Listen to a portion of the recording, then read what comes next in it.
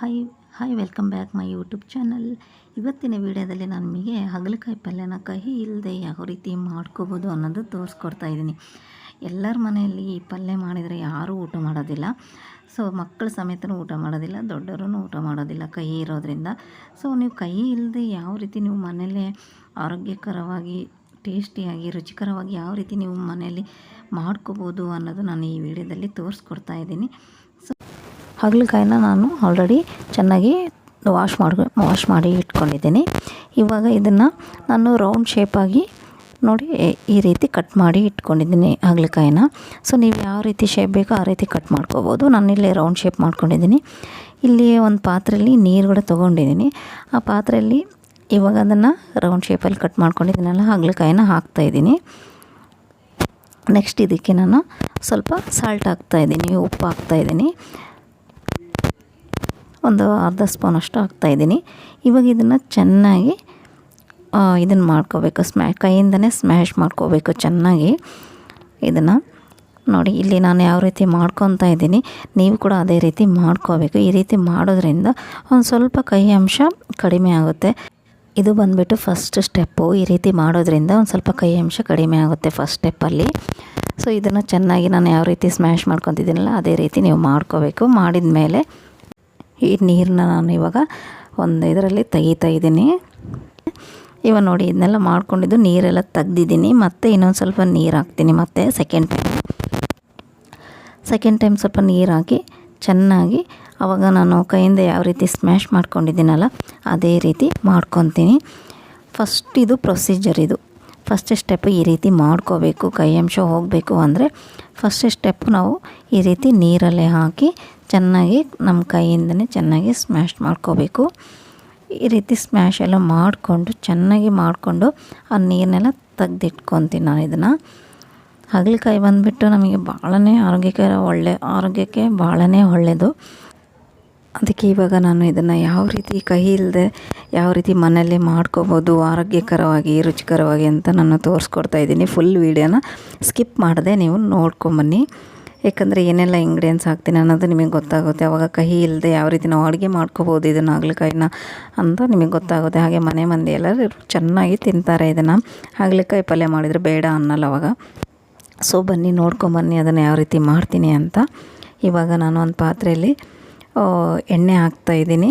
1.5 table ಸ್ಪೂನಷ್ಟು ನಾನು ಎಣ್ಣೆ ಹಾಕಿದ್ದೀನಿ. ಸ್ವಲ್ಪ ಎಣ್ಣೆ ಜಾಸ್ತಿನೇ ಹಿಡಿಯುತ್ತೆ ಪಲ್ಯಗೆ. ನೆಕ್ಸ್ಟ್ ಇದಕ್ಕೆ ಎಣ್ಣೆ ಕಾದ ನಂತರ ಸಾಸಿವೆ, ಆಮೇಲೆ ಜೀರಿಗೆ ಹಾಕಿದ್ದೀನಿ ಅರ್ಧ ಟೀ ಸ್ಪೂನು. ನೆಕ್ಸ್ಟ್ ಇದಕ್ಕೆ ನಾನು ಈರುಳ್ಳಿ ಹಾಕ್ತಾಯಿದ್ದೀನಿ. ಈರುಳ್ಳಿ ಬಂದುಬಿಟ್ಟು ಒಂದು ಮೀಡಿಯಮ್ ಸೈಜ್ ಈರುಳ್ಳಿ ಹಾಕಿದ್ದೀನಿ ನಾನು. ಈರುಳ್ಳಿ ಮತ್ತು ಕರಿಬೇವು ಕೂಡ ಹಾಕಿದ್ದೀನಿ. ಸೊ ಇವಾಗ ಇದನ್ನು ಚೆನ್ನಾಗಿ ಫ್ರೈ ಮಾಡ್ಕೊತೀನಿ ಎಣ್ಣೆಯಲ್ಲಿ. ಸ್ವಲ್ಪ ಕಲರ್ ಚೇಂಜ್ ಆಗಬೇಕು, ಈರುಳ್ಳಿ ಬಣ್ಣ ಎಲ್ಲ ಸ್ವಲ್ಪ ಕೆಂಪಗಾಗಬೇಕು, ಅಲ್ಲಿವರೆಗೆ ಒಂದು ಸ್ವಲ್ಪ ಫ್ರೈ ಮಾಡ್ಕೊತೀನಿ. ಇದು ಚೆನ್ನಾಗಿ ಫ್ರೈ ಆದ ತಕ್ಷಣವೇ ಸ್ವಲ್ಪ ಕಲರ್ ಚೇಂಜ್ ಆಗುತ್ತೆ. ಇದು ಫ್ರೈ ಆದ ತಕ್ಷಣವೇ ಇದಕ್ಕೆ ನಾನು ಇವಾಗ ಹಾಗಲಕಾಯಿ ಇದು ಮಾಡ್ಕೊಂಡಿದ್ದೀನಲ್ಲ ಹಾಗಲಕಾಯಿನ ಕಟ್ ಮಾಡ್ಕೊಂಡಿರೋದು ಹಾಗಲಕಾಯಿನ ನಾನು ಹಾಕ್ತಾಯಿದ್ದೀನಿ. ಅದ್ರ ನೀರನ್ನೆಲ್ಲ ತೆಗ್ದಿರೋದನ್ನ ಹಾಗಲಕಾಯಿ ಹಾಕ್ತಾಯಿದ್ದೀನಿ ಇದಕ್ಕೆ. ಇವಾಗ ಇದು ಚೆನ್ನಾಗಿ ಹಾಗಲಕಾಯಿ ಎಣ್ಣೆಯಲ್ಲಿ ಮಿಕ್ಸ್ ಆಗಬೇಕು ಇದು. ಸೊ ಇದನ್ನೆಲ್ಲ ಚೆನ್ನಾಗಿ ಮಿಕ್ಸ್ ಮಾಡ್ಕೊತೀನಿ.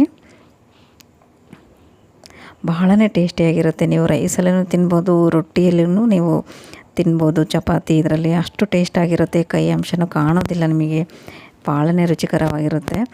ಸೊ ಇವಾಗ ನೆಕ್ಸ್ಟ್ ಇದಕ್ಕೆ ನಾನು ಇದೆಲ್ಲ ಮಿಕ್ಸ್ ಆದಮೇಲೆ ಸ್ವಲ್ಪ ನಾನು ಸಾಲ್ಟ್ ಹಾಕ್ತೀನಿ. ಇದಕ್ಕೆ ಸಾಲ್ಟ್ ಯಾಕೆ ಹಾಕ್ತಾಯಿದ್ದೀನಿ ಅಂದರೆ ಬೇಗ ಜಲ್ದಿ ಇದು ಫ್ರೈ ಆಗುತ್ತೆ ಹಾಗಲಕಾಯಿ ಎಣ್ಣೆಯಲ್ಲಿ ಮಿಕ್ಸ್ ಆಗಿ.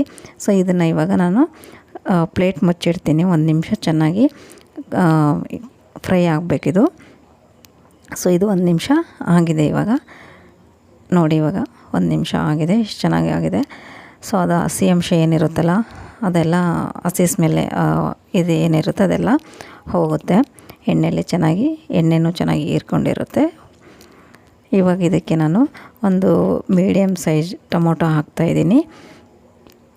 ಹಾಗೆ ಬೆಲ್ಲನೂ ಹಾಕ್ತೀನಿ. ಇವಾಗ 1 ಟೇಬಲ್ ಸ್ಪೂನಷ್ಟು ಬೆಲ್ಲನೂ ಹಾಕ್ತಾಯಿದ್ದೀನಿ.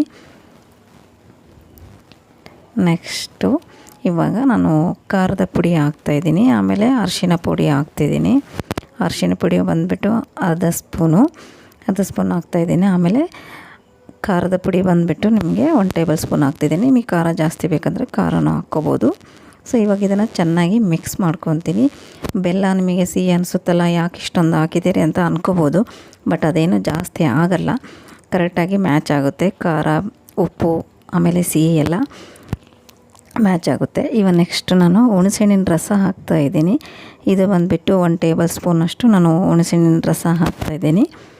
ಇದನ್ನು ಚೆನ್ನಾಗಿ ನೋಡಿ, ಇಷ್ಟೆಲ್ಲ ಹುಳಿ ಹಾಕೋದ್ರಿಂದ ಬೆಲ್ಲನೂ ಹಾಕಿದಾಗ ಚೆನ್ನಾಗಿ ಒಂದು ರುಚಿ ಬರುತ್ತೆ. ಖಾರ ಉಪ್ಪು ಮಿಕ್ಸಾಗಿ, ಬೆಲ್ಲ ಎಲ್ಲ ಮಿಕ್ಸಾಗಿ ಒಂದು ಟೇಸ್ಟ್ ಕೊಡುತ್ತೆ. ಸೊ ನಿಮಗೆ ಯಾವುದೇ ರೀತಿ ಸಿಹಿ ಇರೋದಿಲ್ಲ. ಓಕೆನಾ. ಇವಾಗ ನಾನು ಸ್ವಲ್ಪ ಉಪ್ಪು ಹಾಕ್ತಾಯಿದ್ದೀನಿ.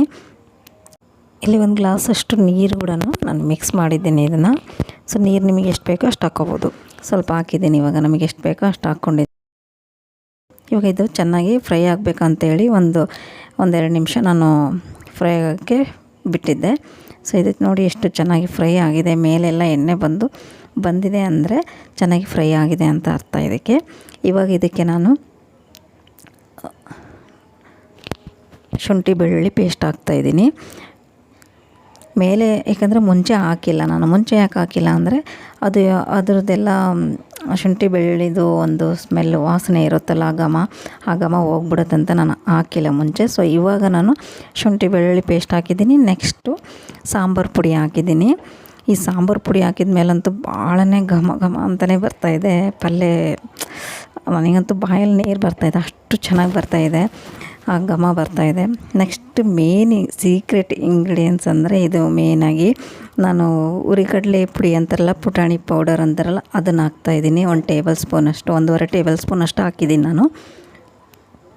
ಇದೆಲ್ಲ ಹಾಕೋದ್ರಿಂದ ಭಾಳನೇ ಟೇಸ್ಟ್ ಆಗುತ್ತೆ. ನೀವು ಕೂಡ ಒಮ್ಮೆ ಮಾಡಿ ಹೆಂಗಿರುತ್ತೆ ಅಂತ ಗೊತ್ತಾಗುತ್ತೆ ನಿಮಗೆ. ಸೊ ಇವಾಗ ಇದನ್ನು ಕೊತ್ತಂಬರಿ ಹಾಕ್ತಾಯಿದ್ದೀನಿ. ಇವಾಗ ಇದನ್ನೆಲ್ಲ ಚೆನ್ನಾಗಿ ಮಿಕ್ಸ್ ಮಾಡ್ಕೊತೀನಿ. ಸಾಂಬಾರು ಪುಡಿ ಮತ್ತು ಹುರಿಗಡಲೆ ಪುಡಿ, ಪುಟಾಣಿ ಪೌಡರ್ ಅಂತಾರೆ, ಆ ಪುಟಾಣಿ ಪೌಡರನ್ನ ಹಾಕಿದ್ದೀನಿ. ಶುಂಠಿ ಬೆಳ್ಳುಳ್ಳಿ ಪೇಸ್ಟು ನಾನು ಕೊನೆಗೆ ಹಾಕಿದ್ದೀನಿ. ಆಮೇಲೆ ಇದೆಲ್ಲ ಮಿಕ್ಸ್ ಮಾಡಿದ ಮೇಲೆ ನೀವು ಒಂದು ಸ್ವಲ್ಪ, ನಾನಿಲ್ಲಿ 1 ಟೇಬಲ್ ಸ್ಪೂನಷ್ಟು ತುಪ್ಪ ಹಾಕ್ತಾಯಿದ್ದೀನಿ. ಈ ತುಪ್ಪ ಹಾಕೋದ್ರಿಂದ ಇನ್ನೂ ಟೇಸ್ಟ್ ಆಗುತ್ತೆ. ಸೊ ಇವಾಗ ಇದನ್ನು ಚೆನ್ನಾಗಿ ಫ್ರೈ ಆಗಲಿ ಅಂತ 1-2 ನಿಮಿಷ ಬಿಡ್ತೀನಿ. ನಾವು ಯಾವ ರೀತಿ ಫ್ರೈ ಮಾಡ್ತೀವಿ ಅದ್ರ ಮೇಲೆ ಟೇಸ್ಟ್ ಆಗುತ್ತೆ. ನೋಡಿದ್ರಲ್ವ, ನೋಡಿ ಇಲ್ಲಿ ಏನಿಲ್ಲ ಅಂದರೂ 5 ಮಿನಿಟ್ಸ್ ಬಿಟ್ಟಿದ್ದೀನಿ ಇದಕ್ಕೆ ಫ್ರೈ ಆಗೋಕ್ಕೆ. ಮೇಲೆ ಎಣ್ಣೆ ಎಲ್ಲ ನಿಂತ್ಕೊಂಡಿರಬೇಕು. ಈ ರೀತಿ ಒಂದು ಸ್ವಲ್ಪ ಮೇಲೆ ಎಣ್ಣೆ ಬಂದಿದೆ ಅಂದರೆ ಚೆನ್ನಾಗಿ ಫ್ರೈ ಆಗಿದೆ ಅಂತ ಅರ್ಥ. ಅದು ನೋಡಿ ಎಷ್ಟು ಚೆನ್ನಾಗಿ ಘಮ ಬರ್ತಾಯಿದೆ. ಸೊ ಭಾಳನೇ ಟೇಸ್ಟಾಗಿದೆ. ನೀವು ಕೂಡ ಒಮ್ಮೆ ಮಾಡಿ ಹೇಗೆ ಬಂದಿದೆ. ಇವತ್ತಿನ ವೀಡಿಯೋ ನಿಮಗೆ ಲೈಕ್ ಆಗಿದ್ರೆ ಲೈಕ್ ಮಾಡಿ. ಹಾಗೆ ನನಗೆ ನೀವು ಒಂದು ಸಲ ಮನೆಯಲ್ಲಿ ಮಾಡಿ ಯಾವ ರೀತಿ ಬಂದಿದೆ ಅಂತ ಕಮೆಂಟ್ ಮೂಲಕ ನನಗೆ ತಿಳಿಸ್ಕೊಡಿ. ಇದೇ ರೀತಿ ನನ್ನ ಚಾನಲ್ಗೆ ಸಪೋರ್ಟ್ ಮಾಡಿ ಅಂತ ನಾನು ಹೇಳ್ತೀನಿ. ಸೊ ನೆಕ್ಸ್ಟ್ ವೀಡಿಯೋದಲ್ಲಿ ಮತ್ತೆ ಇನ್ನೊಂದು ವೀಡಿಯೋದೊಂದಿಗೆ ಬರ್ತೀನಿ. ಹಿಂದಿನ ವೀಡಿಯೋಗಳಲ್ಲಿ ನಾನು ಭಾಳಷ್ಟು ನಾನು ಅಡುಗೆ ರೆಸಿಪಿ ಮಾಡಿದ್ದೀನಿ. ಒಂದು ಸಲ ನೀವು ಕೂಡ ಚೆಕ್ ಮಾಡ್ಕೊಳ್ಳಿ. ನೆಕ್ಸ್ಟ್ ವೀಡಿಯೋದಲ್ಲಿ ನಾನು ಮತ್ತೆ ಸಿಗ್ತೀನಿ.